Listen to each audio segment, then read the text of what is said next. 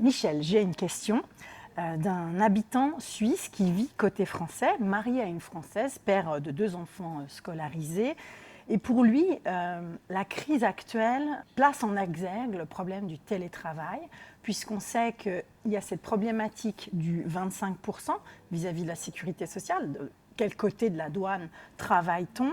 Or, on a vu qu'en termes de qualité de vie, le télétravail nous avait certes beaucoup apporté, on ne s'y attendait pas forcément, mais que pour beaucoup d'emplois, ce n'était pas possible le télétravail, notamment cette problématique de passer la douane quand, par exemple, dans un domaine que vous connaissez bien, la santé, passer la douane pour aller au HUG, Ça, c'est naturel. Passer la douane pour aller travailler, ça paraît totalement naturel. Et puis, c'est comme l'amour. Il n'y a aucune frontière pour l'amour.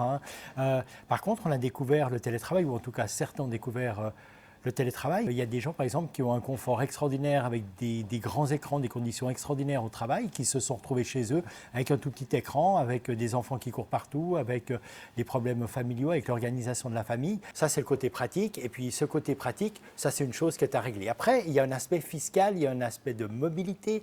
Par exemple, la mobilité, qu'est-ce que je peux déduire fiscalement de la mobilité que je fais? Est-ce qu'il y a des déplacements professionnels? Est-ce que mon lieu de résidence devient mon lieu professionnel? Est-ce que je peux déduire une part de fiscalité? Et puis après, il y a des grands accords qui doivent être trouvés parce que le télétravail va devenir une réalité de demain. Est-ce que ce sera 1 jour, 2 jours? Est-ce que ce sera pour certains 3 jours? C'est de la qualité de vie aussi.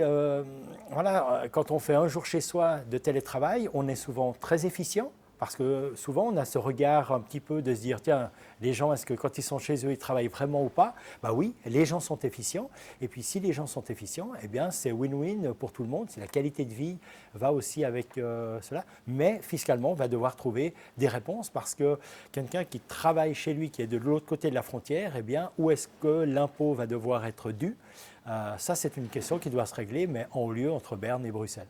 est-ce que vous avez déjà des éléments de réponse, des pistes de réflexion avancées par rapport justement à cette qualité de vie qui nous préoccupe tous? Alors, je crois que ça a précipité ces réflexions. Et ces réflexions, eh bien, après, c'est le domaine fiscal entre 2 pays. Parce que ce ne sont pas 2 régions, ce ne sont pas un canton et un département. Ce sont vraiment 2 pays. Et ça doit être réglé. Mais probablement que du côté du Tessin, probablement à Bâle, c'est exactement les mêmes préoccupations. Ou le Jura avec toute l'horlogerie également, ou le canton de Vaud. Je pense que tous les cantons qui ont un lien avec la main-d'œuvre qui est de l'autre côté de la frontière, encore une fois, on l'a dit, l'amour n'a aucune frontière, le travail, malheureusement, ou surtout la fiscalité, a au jour d'aujourd'hui une frontière. Par rapport à une question qui vous concerne particulièrement, donc la pollution, est-ce que le télétravail, c'est la solution pour désengorger nos routes qui sont, c'est vrai, aux heures d'affluence bien chargées? Alors, c'est une des solutions. Maintenant, ce n'est pas la solution complète, mais c'est réellement une des solutions. Il y a aussi les voies vertes. On doit aussi développer ces voies vertes, c'est-à-dire ces voies cyclistes ou le tram, par exemple, qui va venir jusqu'à Saint-Julien. Le projet, il est là, il est clé en main.